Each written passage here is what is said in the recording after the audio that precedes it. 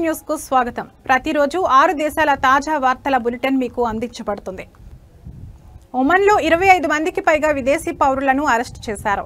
హైమాలోని special task force police unit సహకారంతో Al Wusta governorate police command దేశంలోకి అక్రమంగా ప్రవేశించినందుకు African దేశాలకు చెందిన 27 మంది వ్యక్తులను అరెస్ట్ చేసినట్లు రాయల్ ఒమన్ పోలీసులు తెలిపారు. వారికి సహాయం చేసిన ఒక ఒమన్ పౌరుడిని కూడా అదుపులోకి తీసుకున్నట్లు వెల్లడించారు. ప్రస్తుతం అరెస్టు చేసిన వారందరిపై చట్టపరమైన చర్యలు కొనసాగుతున్నాయని పేర్కొన్నారు.